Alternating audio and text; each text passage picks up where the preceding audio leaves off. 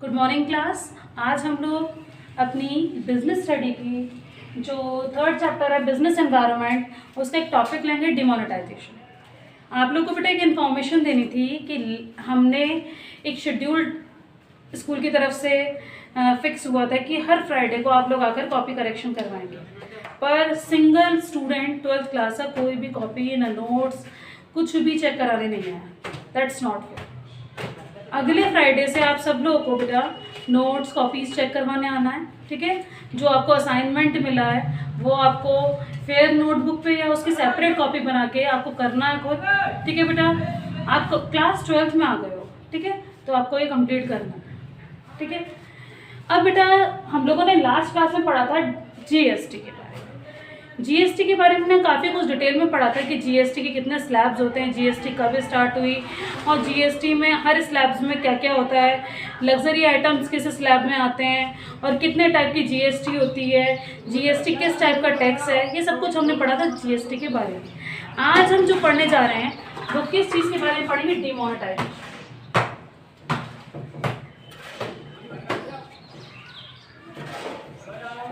Demonetisation तो बेटा demonetisation क्या है, इसकी डेफिनेशन क्या है। द एक्ट एक ऐसी प्रोसेस है, द एक्ट, ठीक है बेटा, the act of removing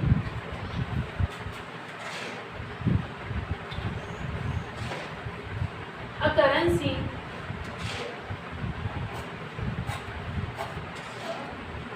as a legal tender, ठीक है बेटा, currency as a legal tender, ठीक है बेटा। इसका मतलब बेटा क्या है, जैसे कि किसी भी करेंसी को ख़त्म करना, किसी भी करेंसी की वैल्यू को ख़त्म करना, जैसे कि उस टाइम पीरियड पे, किस टाइम पीरियड पे 500 और 1000 की वैल्यू ख़त्म किया गया, एबॉलिश करा। और एबॉलिश कब करा गया बेटा, हमारा 8 नवंबर 2016 8 नवंबर 2016 को 500 और 1000 की करेंसी को क्या कर दिया गया बेटा, एबॉलिश कर दिया गया, खत्म कर दिया। तो बेटा 500 की नई करेंसी आई और 1000 की जो करेंसी कोई भी एग्जिस्ट नहीं करती है, 1000 की कोई करेंसी नहीं आई, ठीक है, ठीक है बेटा। 1000 की कोई करेंसी नहीं आई, 500 की बेटा आई। तो बेटा डिमोनेटाइजेशन में हमारी इंडिया में 500 की करेंसी की जगह नई करेंसी आई, 1000 की तो एक एग्जिस्ट ही नहीं है और 2000 के नोट ऑफ, ठीक है, हमारे इंडिया में। तो डिमोनेटाइजेशन के फीचर्स क्या क्या है, डिमोनेटाइजेशन के बहुत सारे फीचर्स हैं। तो फर्स्ट फीचर जो हमारा है tax administrative measure, tax administrative measure. लोग बेटा अपने घर में पैसा जमा करके रखते थे, टैक्स नहीं देना चाहते थे, तो सरकार ने इसी बदले उनसे क्या करा कि वो जमा करेंगे बैंक में पैसा तो उनसे क्या आएगा, टैक्स आएगा। टू प्रूव टैक्स अवॉइडेंस,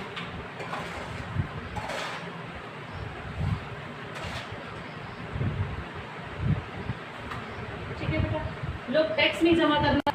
अब बेटा जब लोग हैं करेंसी अपने पैसे जमा करने आएंगे, जब कहते हैं बैंक में, तो गवर्नमेंट मेजर कर सकती है कि इनने टैक्स दिया था कि नहीं दिया था, ठीक है। तो हमारा इससे डिमोनेटाइजेशन से ये फ़ायदा हुआ, ये इसका पहला फीचर है।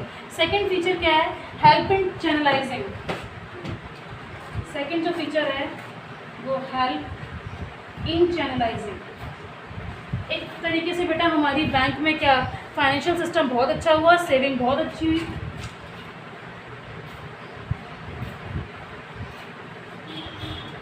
Channelising saving, channelizing saving in financial system, इन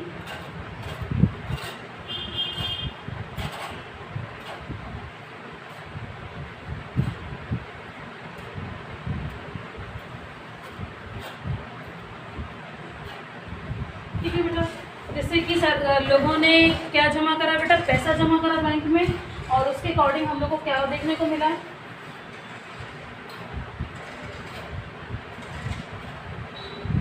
ठीक है बेटा, उसके अकॉर्डिंग हम लोग को क्या देखने को मिला,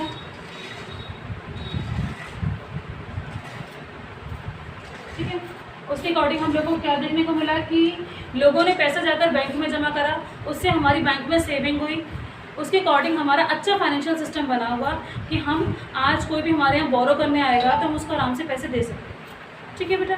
नेक्स्ट इसका had to creating cashless economy.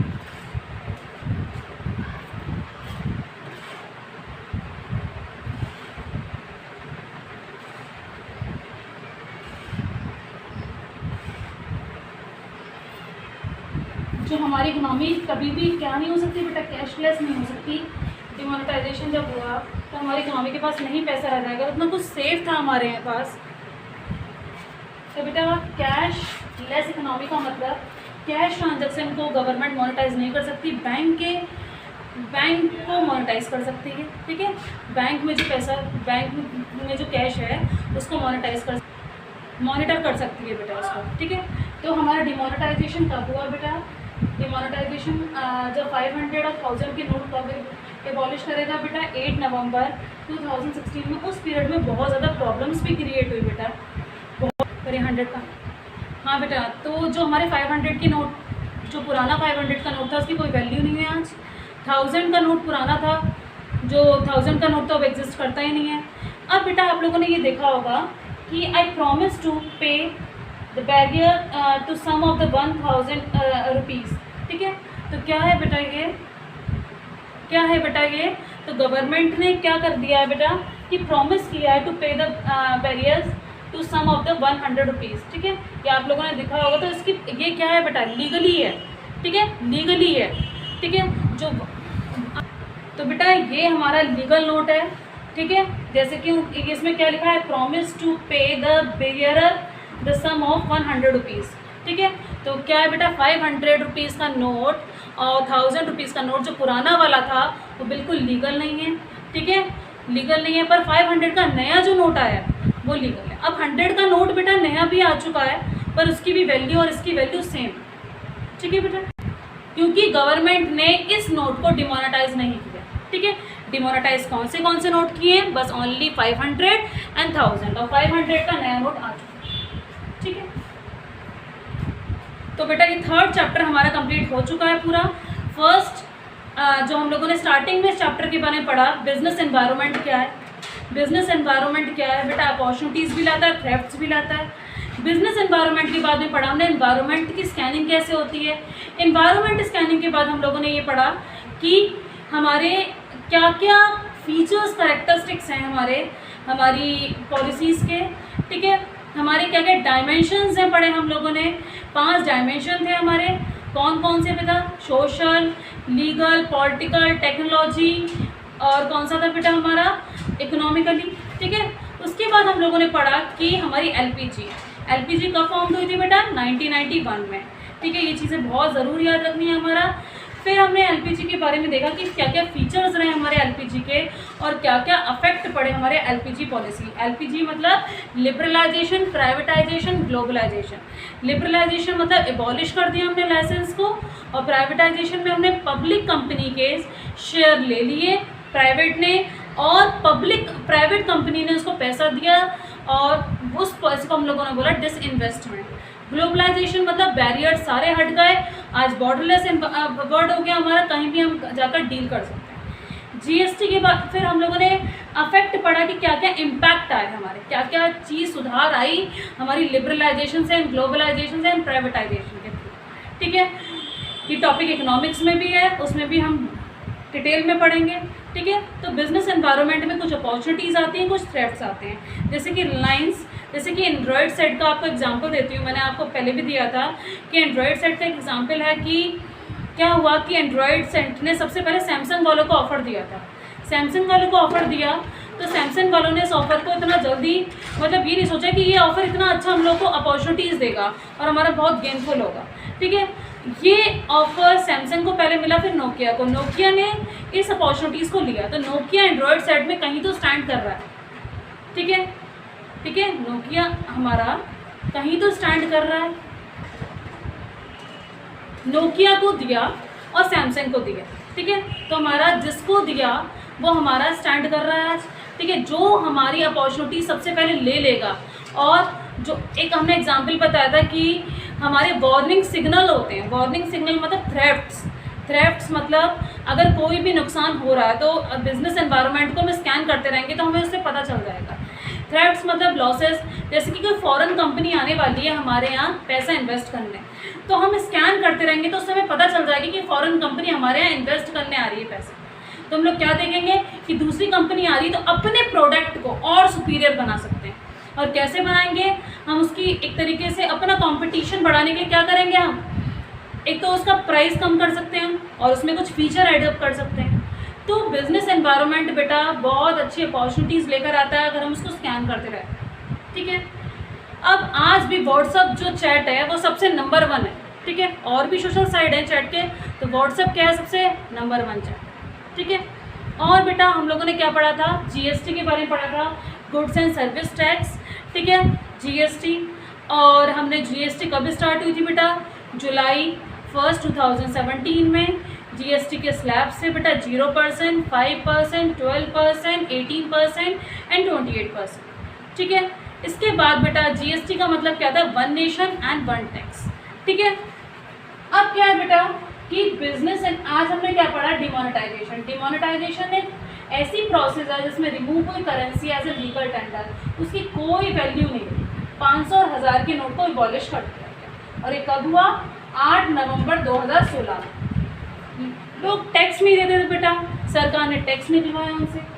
जो आपने देखा है काला धन निकल के आया है लोगों ने बहुत उस टाइम पीरियड। इसके पॉजिटिव इफेक्ट यही हैं कि इसके फीचर्स हैं कि क्रिएट कैशलेस इकोनॉमी, ठीक है, channelising saving of the financial system, ठीक है बेटा। ये डिमोनेटाइजेशन के बारे में ये तो बेटा इंडिया में सबसे पहले एक चीज़ और बता दे रही हूँ आपकी जनरल नॉलेज इंप्रूव करने के लिए। सबसे पहले डिमोनेटाइजेशन कब हुआ बेटा, जो सबसे पहले डिमोनेटाइजेशन हुआ था 12 जनवरी 1946 में डिमोनेटाइजेशन हुआ, ठीक है, सबसे पहला। और दूसरा कब हुआ बेटा, दूसरा तो होता ही रहा बेटा, काफ़ी बार होता रहा। और अब पीरियड में कब हुआ बेटा, 8 नवंबर 2016, ठीक है। नेक्स्ट क्लास में हम लोग बेटा प्लानिंग चैप्टर स्टार्ट करेंगे, और हमारा सेकंड चैप्टर से एक टॉपिक और रह गया है, उसको हम कंटिन्यू करेंगे। फीचर और इम्पोर्टेंस, मैनेजमेंट के फीचर एंड इम्पोर्टेंस रहेगा, उसको कंटिन्यू करेंगे उस वीडियो में। फिर हम प्लानिंग चलेंगे, प्लानिंग चैप्टर जो हमारा 4th चैप्टर है बिजनेस स्टडी का। प्लानिंग मतलब क्या होता है, प्लानिंग में पढ़ेंगे मैनेजमेंट के फीचर्स, जो हमारे मैनेजमेंट के प्रोसेस स्टार्ट होगी, planning, organising, staffing, directing and control, ठीक है बेटा। तो कंटिन्यू हमारे चैप्टर चलेंगे बिजनेस स्टडी में। अभी तक हमारे 3 चैप्टर फिनिश हो चुके हैं एक टॉपिक को छोड़ के, ठीक है। Goodbye, have a nice day.